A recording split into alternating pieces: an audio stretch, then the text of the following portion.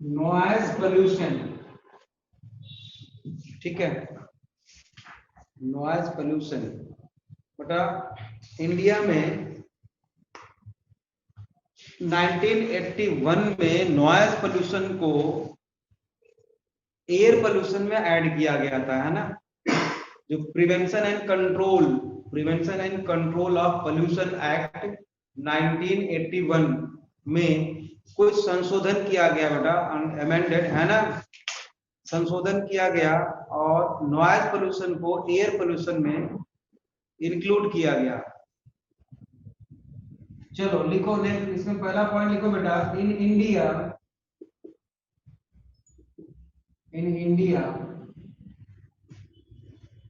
No sir,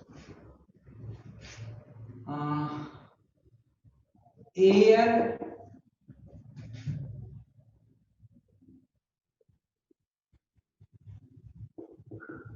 pollution and control, है ना, sorry prevention and control है,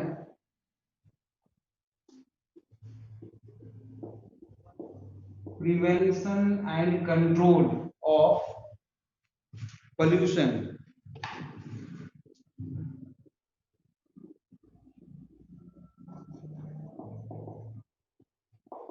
एक्ट 1981, फिर उधर हो गया एक्ट 1981, ठीक है,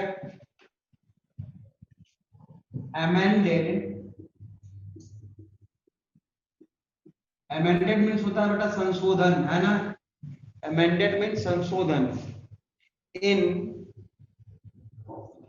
1987, amended in 1987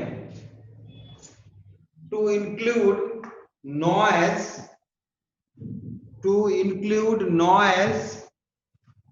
as an air pollutant,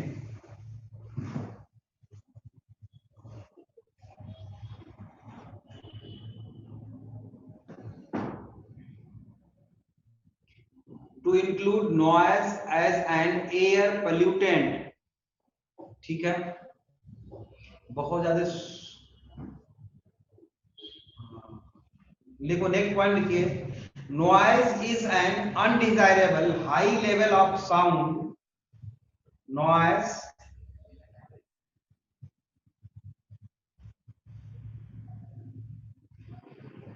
is an undesirable sound, high level of sound, and it is defined as the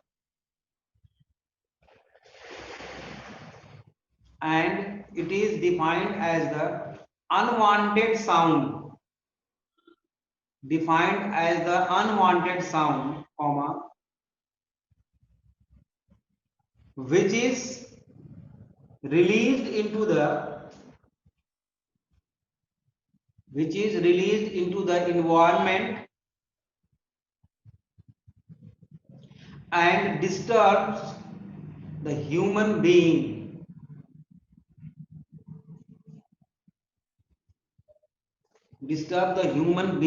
बेटा अगर आप अभी शहर में बैठे हो, कितना शोर हो रहा होगा, बहुत ज्यादा, अगर पता नहीं चलता है तो फिर देहात में चले जाओ, गांव में, वहां पे देखो बिल्कुल सन्नाटा सा लगता है ना, वहां पे। तो शहरों में बहुत ज्यादा शोर होता है और शोर का सबसे बड़ा कारण होता है कौन सा, ऑटोमोबाइल्स, ठीक है ना। तो अच्छा, साउंड की फ्रीक्वेंसी को किस में मेजर करते हैं, हर्ट्ज में, लिख लीजिए चाहो तो, frequency of sound measured in hertz, HZ, frequency of sound measured in hertz, ठीक है। और बेटा 50 हर्ट्ज से लेके कितना 1500 हर्ट्ज जो होता है, यही रेंज ऑफ हियरिंग होता है। ये क्या है? रेंज ऑफ हियरिंग, ठीक है। इससे ऊपर को क्या बोलते हैं? इससे अगर ऊपर जाएगा तो क्या बोलते हैं? Ultrasonic vibration. Ultrasonic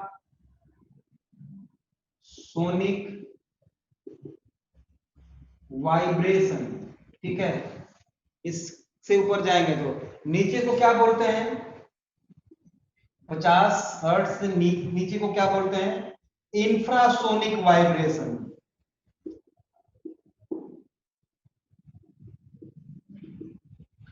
infrasonic vibration, ठीक है। ये जो अल्ट्रासोनिक वाइब्रेशन है, अल्ट्रासोनिक वाइब्रेशन है बेटा, ये किसमें किसमें हेल्प कर सकता है? क्या क्या कर सकता है? ये यूज्ड इन, किसमें यूज करते हैं? अल्ट्रासोनिक वाइब्रेशन को किसमें यूज करते हैं बेटा? इमेजिंग, इमेज लेने के लिए अल्ट्रासोनोग्राफी जानते हो ना आप लोग? तो इमेजिंग यूज्ड इन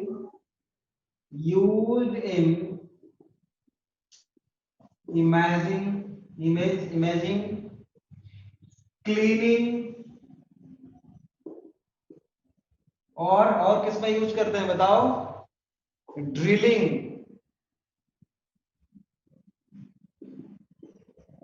एक्सेट्रा, ठीक है। और हमारी बॉडी के कुछ पार्ट्स ऐसे होते हैं जो इंफ्रासोनिक वाइब्रेशन को फील कर सकते हैं, है ना? चाहो तो लिख लो, some body parts feel infrasonic vibration. This vibration, हमारे बॉडी का कुछ पार्ट्स ऐसे होते हैं जो इंफ्रासोनिक वाइब्रेशन को फील कर सकते हैं।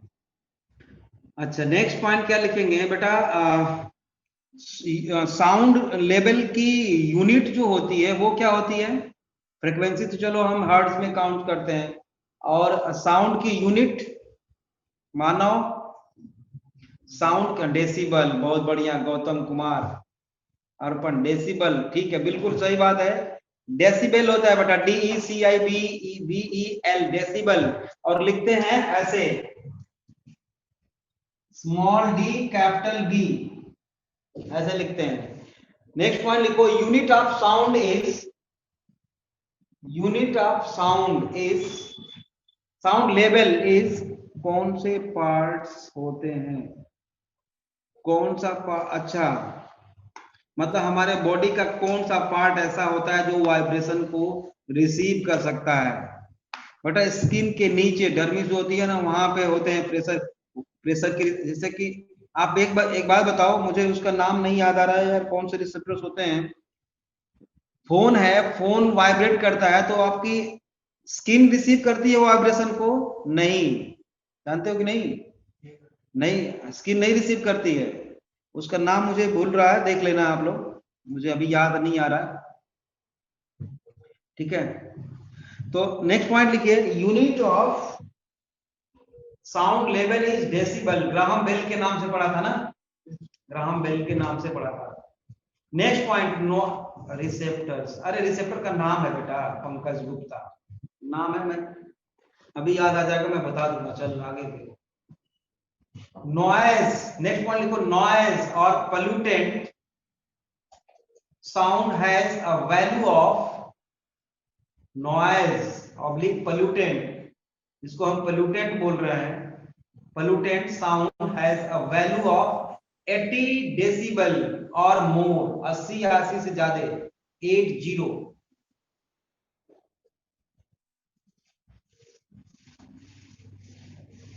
ठीक है।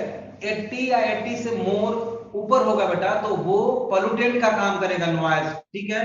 ये बात आपको याद रखनी है, ठीक है।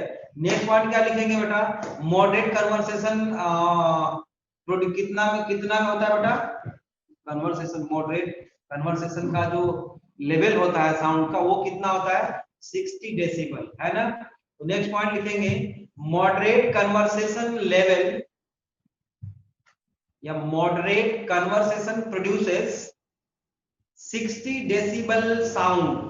Moderate conversation level produces 60 decibel sound. 60 decibel of sound. ठीक है। लाउड कन्वर्सेशन कितना होता है लाउड 70 डेसिबल 70। ठीक है। स्कूटर कितना प्रोड्यूस करता है नेक्स्ट पॉइंट लिखो स्कूटर 80 डेसिबल इसलिए वो पोल्यूटेंट है। ठीक है 80 स्कूटर 80 डेसिबल। ट्रक बसेस कितना प्रोड्यूस करते हैं हाँ 98 डेसिबल डेसिबल। ठीक है जेट एयरप्लेन कितना प्रोड्यूस करता है बेटा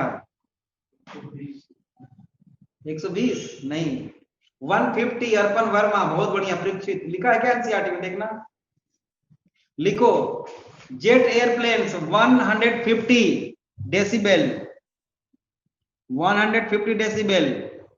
रॉकेट 200 नहीं rocket 180 decibel.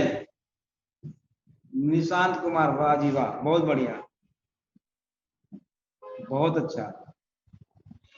Next point with star a regular exposure to sound of 80 decibel a regular exposure बहुत ज्यादा नुकसान कर सकता है बेटा ईयर ड्रम को भी खराब कर सकता है ना सुनने के पावर को भी हियरिंग पावर को भी ये डैमेज कर सकता है। a regular exposure of sound of 80 decibel in bracket daytime noise in cities दिन के समय में बेटा सिटीज में 80 डेसिबल साउंड अपने आप प्रोड्यूस होता ही रहता है उससे कम नहीं होता। Bracket close a regular exposure to sound of 80 decibel in bracket day time noise in cities bracket close reduce hearing by 15 decibel in 10 years 15 decibel in 10 years देख लो 10 सालों में इतना घट जाता है। नेक्स्ट पॉइंट लिखिए noise become uncomfortable above 100 decibel. Noise become uncomfortable above 100 decibel. Pacinian cord cells are known to बिल्कुल हाँ खोज लिया क्या तूने पहले पढ़ाई कर ले बेटा बाद में देख ले मैं अभी बता दूंगा आप लोगों को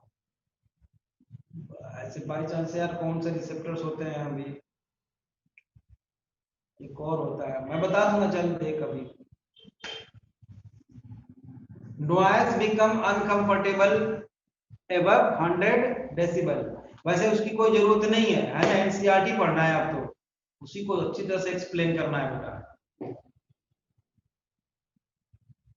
नेक्स्ट वन लिखो 150 डेसिबल और मोर मे डैमेज ईयर ड्रम्स। 150 डेसिबल और मोर मे डैमेज ईयर ड्रम। ठीक है नेक्स्ट पॉइंट लिखिए हेडिंग दो causes of noise pollution. Causes of noise pollution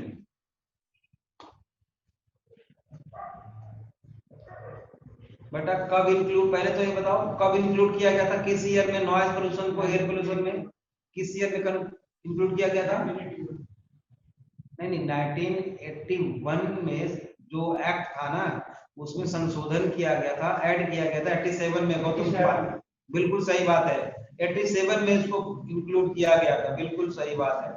चलो मेन पॉइंट हमें याद रखना है। चलो नेक्स्ट पॉइंट लिखिए, कॉजेज ऑफ नॉइज पोल्यूशन। पहला क्या लिखेंगे, जेट प्लेन और rocket take of.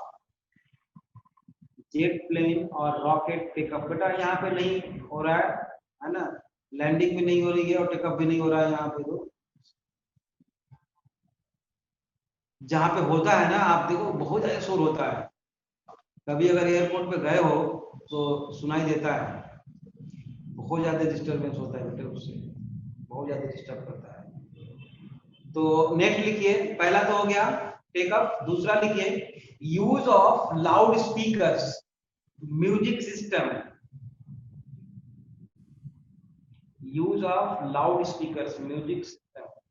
Chhath Puja खूब बज रहा है गांव में, खूब जम के बज रहा है देखो। And third one is traffic noise, industrial and factories noise.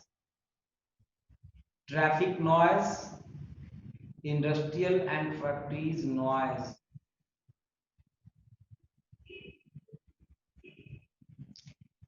ठीक है बेटा, हम इतना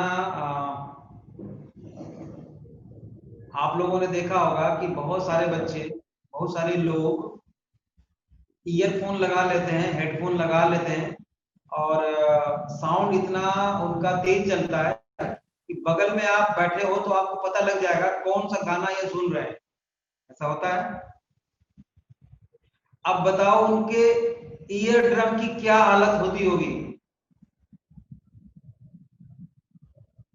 अगर यूं ही चलता रहा बेटा, तो हियरिंग पावर समझ रहे हो क्या हो सकता है कुछ सालों में, और कहां कहां इफेक्ट, साइड इफेक्ट डालेगा आपको अंदाजा नहीं है इस बात का। तो प्लीज अगर जो लोग ऐसा काम करते हैं आप लोगों में से, वो ना करें, और करना भी है मजबूरी, मानो लेक्चर सुनना है, देखना है, तो अगर अकेले कमरे में हो तो ईयरफोन लगाने की जरूरत नहीं है ना, हैंड्स फ्री कर लो उसको। अगर मान लो कई लोग बैठे हुए हैं, आपको सुनना है, मजबूरी है, तो साउंड को स्लो रखो, ठीक है ना। हाँ नेक्स्ट पॉइंट लिखो, नेक्स्ट हेडिंग दो, इफेक्ट ऑफ नॉइज पोल्यूशन। देखो क्या क्या कर सकता है ये। पहला physiological and psychological, physiological and psychological disorders, physiological and psychological disorders. Next, hearing disability in humans, hearing disability in humans.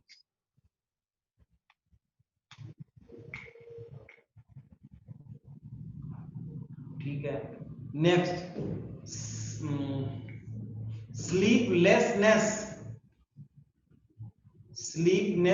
sleeplessness and increased heartbeat,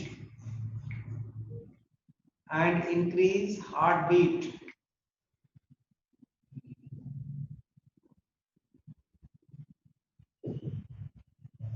Next, altered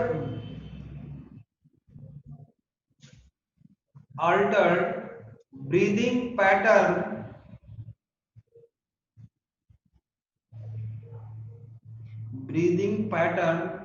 and stress भी cause करता है। ये देखो इतना सारा डिसऑर्डर है बेटा, ये सब कुछ डैमेज कर सकता है आपका ईयरफोन भी, ये सब कुछ कर सकता है आपका ईयरफोन भी, याद रखो। जो आपको पैटर्न, देखो हार्ट बीट बढ़ेगी, हार्ट बीट के मतलब बढ़ने का मतलब क्या है कि ब्लड सर्कुलेशन डिस्टर्ब होगा, सांसें तेजी से, वाइब्रेशन है ना, आप देखते हो बहुत बड़े बड़े साउंड बजते हैं तो वाइब्रेट करता है, उसकी वाइब्रेशन हमारे स्किन तक पहुंचती है, हमें फील होता है, तो प्रेशर डिफरेंस आएगा, प्रेशर डिफरेंस आएगा तो ब्रीदिंग पैटर्न में प्रॉब्लम आएगी कि नहीं आएगी बताओ। वो भी तो प्रेशर पे ही बेस्ड है पूरा, समझ गया। नेक्स्ट लिखो कंट्रोल मेजर्स। कंट्रोल मेजर्स, बेटा मैं बैठा हूँ, थोड़े पैरों में प्रॉब्लम है, पैर में, एक पैर में ज्यादा प्रॉब्लम है। हाँ लिखो कंट्रोल मेजर्स, कैसे कंट्रोल करेंगे। पहला लिखो use of sound absorbent material in buildings. आप देखते हो थिएटर में आप जाते हो मूवी देखने के लिए, आप इतना ज्यादा शोर होता है फिर भी वाइब्रेट नहीं करता है ना, इको नहीं प्रोड्यूस होता, क्यों? एब्जॉर्बेंट लगे होते हैं वॉल में।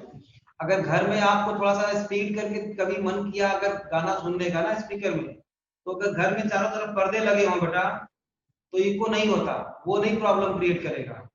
ये तो जानते होंगे आप लोग, जानते हो ना ये तो। हाँ, use of sound absorbent material in buildings. दूसरा लिखो बाय मफलिंग नॉइज, मफलिंग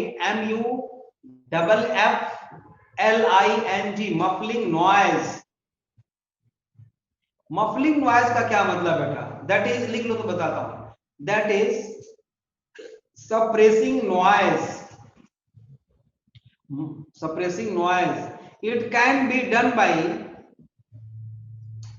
उसी में full stop continue, it can be done by planting more tree. It can be done by planting more tree. बेटा जितने भी इंडस्ट्री होते हैं, जब आप लाइसेंस लेने जाओगे किसी की, मतलब यहाँ पे हम एक प्लांट बिठाना चाहते हैं बहुत बड़ा, तो पहले आपको रूल्स को फॉलो करना होगा उनके, और उस रूल के अकॉर्डिंग बेटा आपको लाइसेंस तभी मिलेगा जब आप प्लांटिंग करोगे उसके चारों तरफ।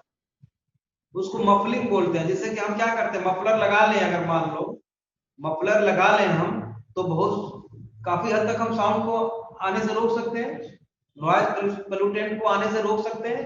तो उसी को नेचुरल मफलिंग बोलते हैं, मतलब प्लांटिंग को। बहुत बड़े पेड़ होंगे, बहुत ज्यादा होंगे बेटा, साउंड की वाइब्रेशन को ट्रैप कर लेंगे।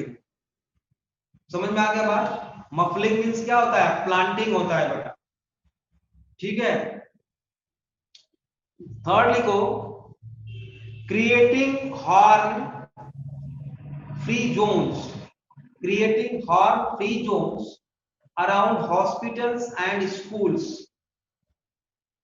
ऐसा है भी लोग, लेकिन लोग मानते नहीं, वहां जाके और तेज बजाते।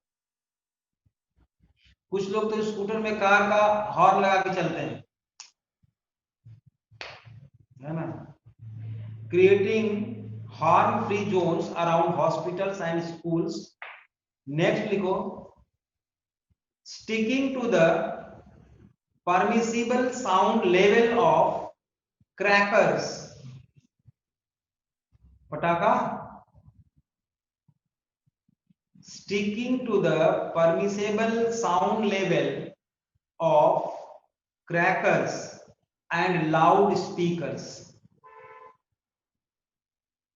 and loudspeakers, and loudspeakers. Next लिखो framing of laws, framing of laws, LAWS, laws to enforce timing, मतलब लाउड स्पीकर बजाने का भी एक टाइमिंग होना चाहिए, है ना। Framing of laws to enforce timing after which loudspeaker cannot be played, loudspeakers cannot be played, etc.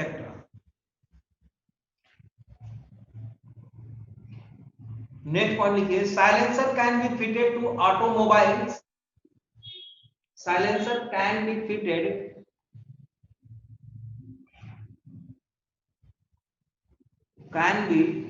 या fitted to automobiles and industrial goods, and industrial goods। यहां तो लोग साइलेंसर निकाल के चलते हैं, मुझे समझ में नहीं आता पुलिस क्यों नहीं पकड़ती उनको। उससे तो उनका तो कम, बाकी जो लोग आसपास के लोग होते हैं, क्योंकि वो तो हैबिचुअल है, उनको पता है अभी क्या होने वाला है, तेज तेज की आवाज आती है। होली में देखो बुलेट है, उसका साइलेंसर निकाल के लोग ऐसे पटाखे बजाते हुए चलते हैं, देखा है आपने? और उससे कितना नुकसान होता है लोगों का, मुझे समझ में नहीं आता पुलिस क्यों नहीं पकड़ती ऐसे लोग। समझ रहे हो? भाषणबाजी देने के लिए दुनिया पड़ी है, हाँ, इनको कोई पकड़ता ही नहीं। मोस्टली इन हरियाणा, ये तो तूने बहुत सही बात बताया बेटा, हरियाणा में कुछ ज्यादा ही है साइलेंसर, पता नहीं। और उसमें, हाँ, और पता नहीं यार कैसे वो सिस्टम बिठा लेते हैं उसमें, आवाज धा धा की आधी राती रहती है थोड़ी थोड़ी देर बाद। हाँ, लोफर, सही कह रहे हो। मतलब नेक्स्ट लिखिए, the central pollution control board, the Central Pollution Control Board has recommended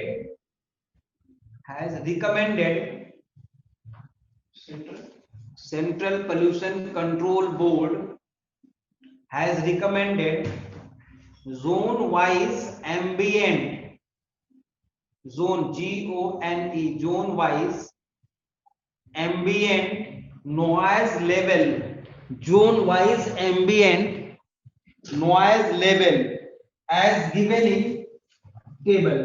एक छोटा सा टेबल बनाएंगे,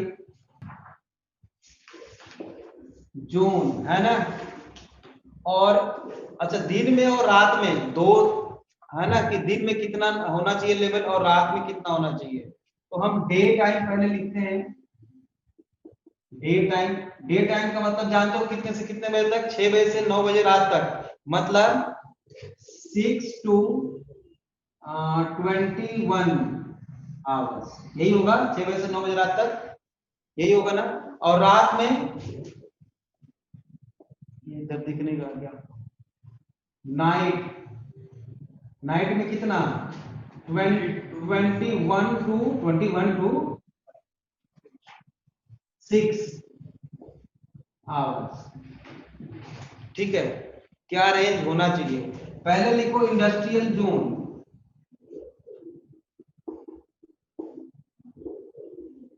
इंडस्ट्रियल जोन में कितना होना चाहिए डे टाइम में? 75 डेसिबल, ठीक है। कमर्शियल जोन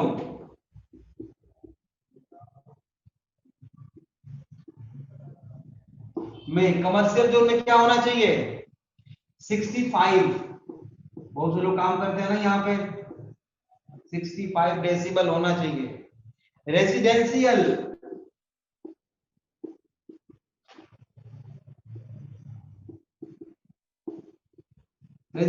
जोन में कितना होना चाहिए बेटा? और भी कम, 55 डेसिबल, ठीक है। और एक और जोन होता है बेटा, कौन सा जोन बोलो? साइलेंस जोन,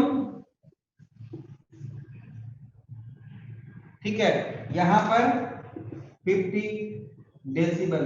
रात के टाइम पे आपको याद करने की जरूरत नहीं है, आप इसके सभी में से 5 माइनस कर सकते हो। तो ये हो जाएगा 70, ये हो जाएगा 60, और ये हो जाएगा 50, और ये हो जाएगा 45 डेसिबल, ठीक है। याद हो जाएगा बड़े आसानी से, फटाफट लिखो, बहुत आसान है। नॉइज पोल्यूशन, ठीक है, डन, अर्पण वर्मा। तो ठीक है बेटा, डन तो डन, एयर पोल्यूशन भी डन हो गया, ठीक है। नॉइज पोल्यूशन भी खत्म। नॉइज पोल्यूशन को एयर पोल्यूशन में इंक्लूड किया गया था, हाँ। कि अब मानव पूछ रहे हैं, अरे मैंने आज ये लगाया ही नहीं यार, देखना जरा बेटा, साउंड क्लियर आ रहा था आज? मैंने माइक तो लगाया ही नहीं था, बोलना नहीं था, साफ आ रहा था। अच्छा, ठीक ठाक था ना, बढ़िया नहीं था, बताना था ना, मैं माइक लगा लेता। तो मैं भी कहूँ कुछ भूला हुआ सा लग रहा है। हाँ, मानव कह रहे हैं बेटा कि नॉइज पोल्यूशन को, नॉइज जो है एयर को कैसे पोल्यूट करता है? नॉइज किससे होके,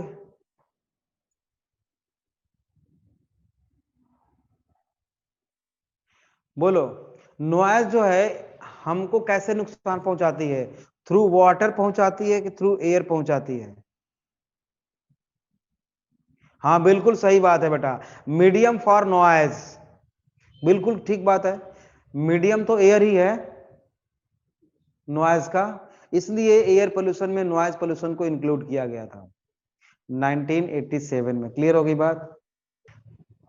एक बात बताओ, अभी आप बैठ के पढ़ रहे हो, यहाँ पे शोर होने लगे बाहर बहुत तेज तेज से, लाउड स्पीकर कोई बजाने लगे, नॉइज पोल्यूशन है। कैसे आया? एयर से होके आया कि अपने आप आ गया?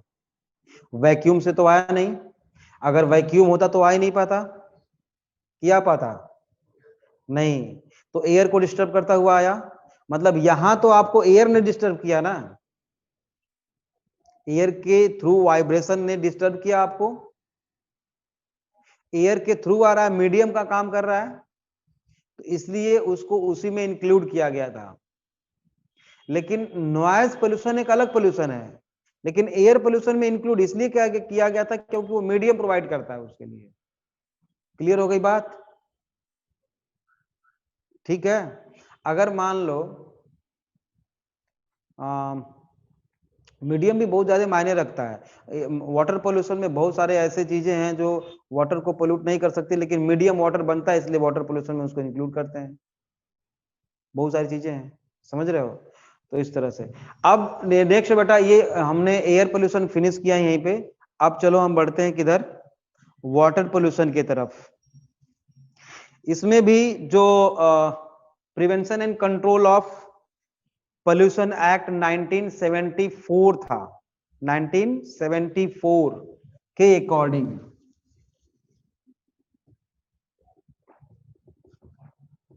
उसमें तो 81 है, 81 में संशोधन किया गया था और 87 में इंक्लूड किया गया था एयर पोल्यूशन में नॉइज पोल्यूशन को, है ना?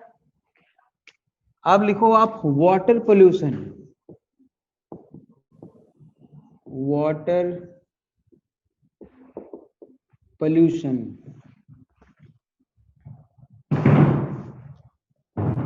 The government of India passed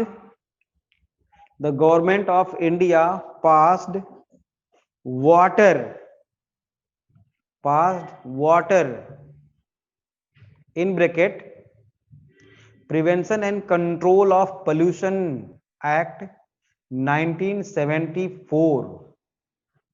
The government of India passed water in bracket Prevention and Control of Pollution in bracket water bracket Act 1974 to safeguard our water resources, to safeguard our water resources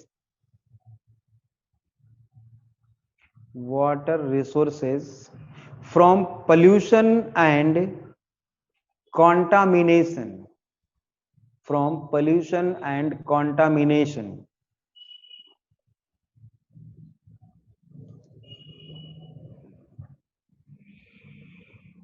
बेटा आप लोगों को पता होगा कि पुराने जमाने का मतलब यह है कि बहुत पहले नहीं, जब हमारे पिताजी छोटे रहे होंगे, हमारे पिताजी के टाइम पे, है ना, या जब मैं छोटा था, मैं अपनी बात कर रहा हूं, आज से मतलब आप 40 साल पहले की बात कर सकते हो, है ना।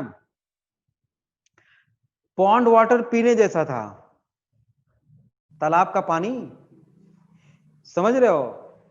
तालाब का पानी इसे आता था ना, हम लोग नहाते थे जाके उसमें, मैं अपनी बात कर रहा हूं, नहाते थे हम लोग तालाब के पानी से, बरसात के मौसम में सारा कुछ भर जाता था, उसमें जाके नहाते भी थे, मछली भी पकड़ते थे वहां पे जाके। अब तो मैं खाता ही नहीं, है ना। पहले मतलब बचपन में, मुझको लगता है 7th 8th तक, है ना, हम लोग खूब मजे किए हैं पानी में कूद कूद के। अब जरा उस पानी में कोई जाता ही नहीं, अब तो धूल मिट्टी तक आने नहीं देते हम। मतलब कितना पोल्यूशन हो गया है बेटा, अब तो कोई सोचता भी नहीं। सही बात है बेटा, समझ रहे हो? उस टाइम पे हम लोग वो पानी नहाते थे और पी भी लेते थे पानी को, इतना साफ होता था और कुछ नहीं होता था। और हमने कभी ये नहीं सोचा था बेटा कि 2020 में, क्या 2020 क्या, वो तो बहुत पहले से ऐसा हो रहा है, पानी खरीद के पीना पड़ेगा, बताओ। वो भी 1 लीटर पानी जो है 20 रुपए में मिलेगा, 15 रुपए में मिलेगा, समझ रहे हो? 5 पैसे और 10 पैसे हमारे टाइम में बहुत हुआ करते थे।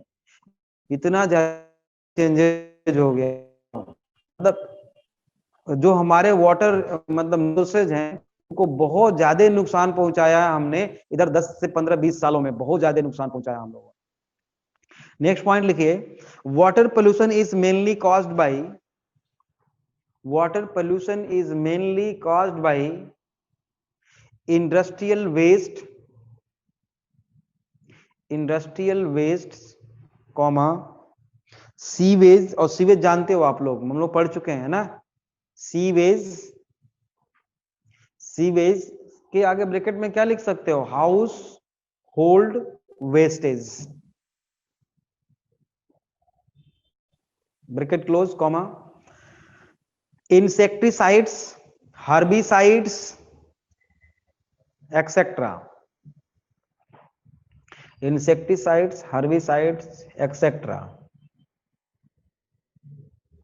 एक और चीज है बेटा, वाटर जो है केवल 0.1% अगर इम्प्योरिटीज अगर वाटर में है तो वो पीने लायक नहीं रह गया, पोल्यूटेड वाटर है वो। 0.1% की बात कर रहे हैं। तो नेक्स्ट पॉइंट स्टार के साथ लिखोगे, आप नोट करके लिखोगे, only 0.1% impurities, only 0.1% impurities make domestic sewage unfit, make domestic sewage unfit for human use, for human use। मतलब अगर इसको पाई चार्ट में दिखाएं बेटा ऐसे, तो ये हो गया एक लाइन इसमें 0.1%, और ये क्या है 99.9% वाटर है। पोल्यूटेड वाटर की बात टोटल ये कर रहे हैं हम। ये 0.1% में क्या क्या चीजें हो सकती हैं, 0.1% में, है ना? इम्प्योरिटीज लिखिए, पहला सस्पेंडेड सॉलिड्स, सस्पेंडेड सॉलिड्स, है ना? Silt and clay, silt and clay, कीचड़, ठीक है। दूसरा colloidal materials, colloidal materials, colloid आप लोग जानते हो, है ना? जैसे कोलॉइडल मटेरियल में क्या हो जाएगा, जैसे बेटा बोलो, फीकल मैटर, समझ रहे हो? फीकल मैटर,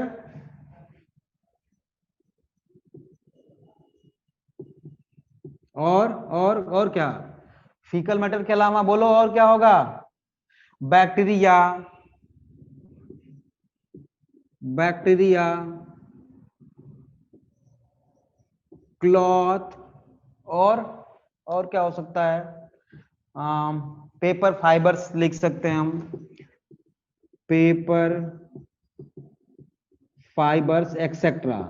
ये कोलॉइडल मटेरियल में आ जाएगा बेटा ये, ठीक है, इम्प्योरिटीज में। नेक्स्ट है third, dissolve materials, dissolve materials, जैसे nutrients, nitrate, nitrite, ammonia,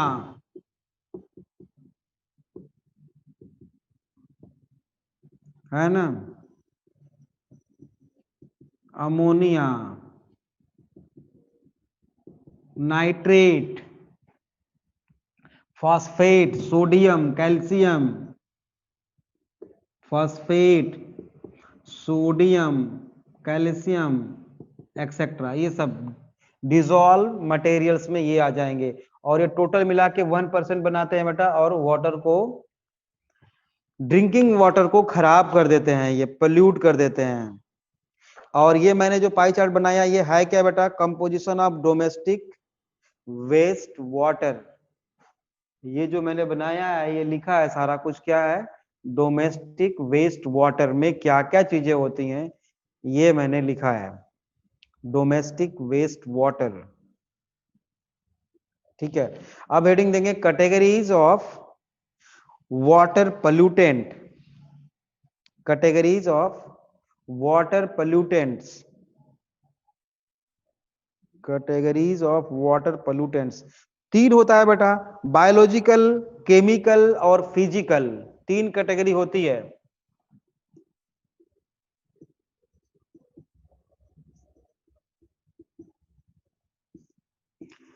biological,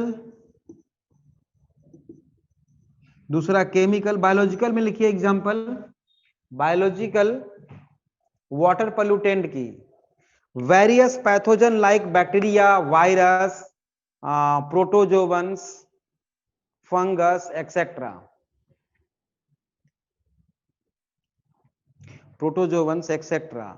chemical में क्या हो जाएगा, अगर वैसे देखा जाए तो केमिकल में क्या हो जाएगा बेटा, ईशांत सैनी भी कोई है, ईशांत सैनी, हाँ, केमिकल में लिखो organic wastage, organic biocides, in bracket like DDT, DDT organic में, ठीक है। Inorganic chemicals like cadmium, nickel, mercury, phosphate, nitrate, fluorides etcetera, etcetera.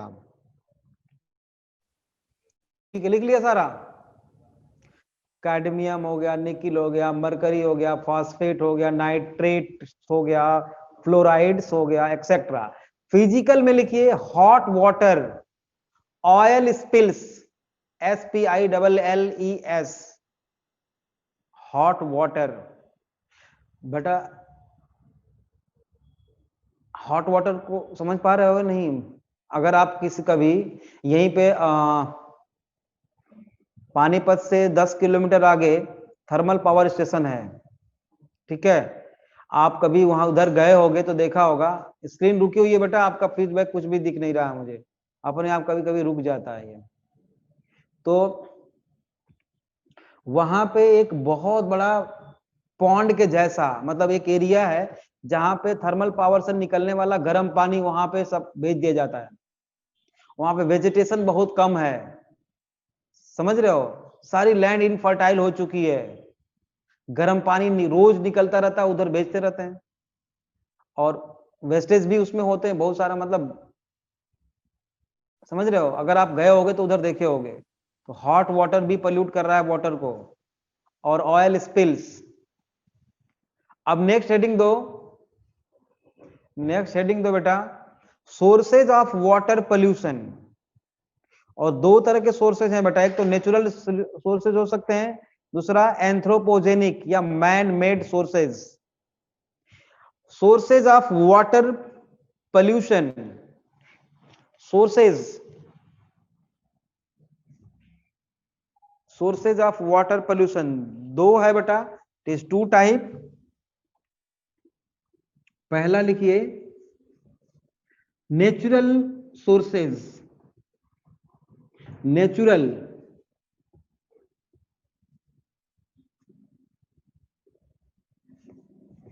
Natural में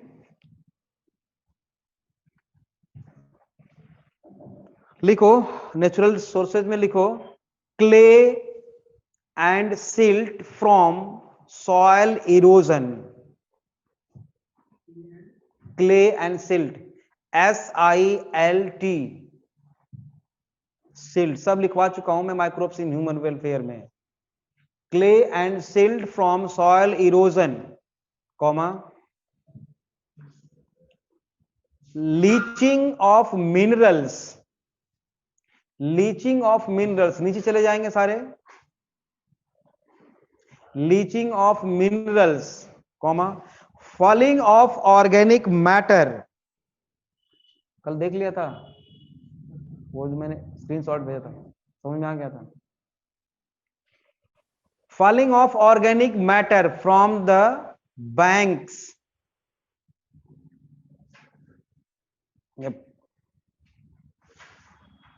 ठीक है।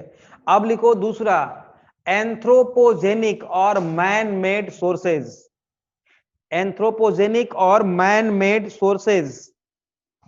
चलो नेक्स्ट लिखो, एंथ्रोपोजेनिक और मैन मेड सोर्सेज में लिखो बेटा, due to human generated pollutants, due to human generated pollutants,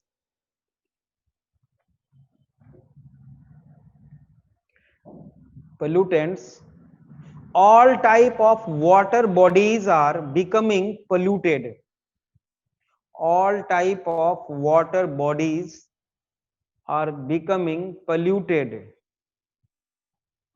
like ponds, all type of water bodies are becoming polluted like ponds, lake, streams, अब सही हुआ, ponds, lake, streams, rivers, canals, ocean, estuaries, etc.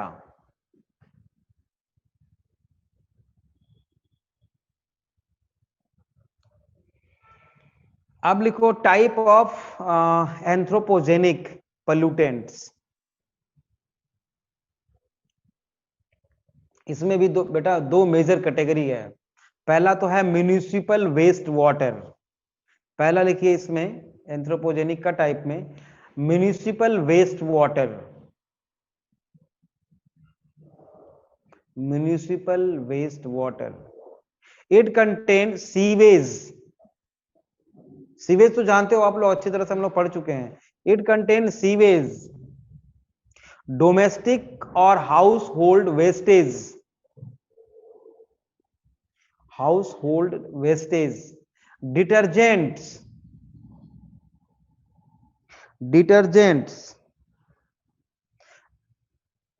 household wastage, detergent, agents, and some animal as well as industrial wastage, and some animal as well as industrial wastage,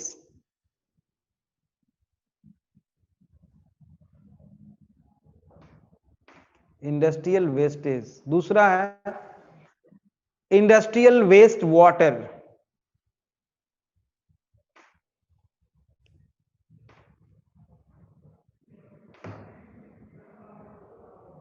ऊपर वाले में industrial wastage काट सकते हो, काट दो आप ऊपर वाले में ना, हाँ। दूसरा लिखो industrial waste water released by, it is released by industries which contain, released by industries, it is released by industries which contain organic and inorganic, organic and inorganic pollutants, which contain organic and inorganic pollutants, ठीक है। बाकी का बेटा इसके आगे कल करेंगे।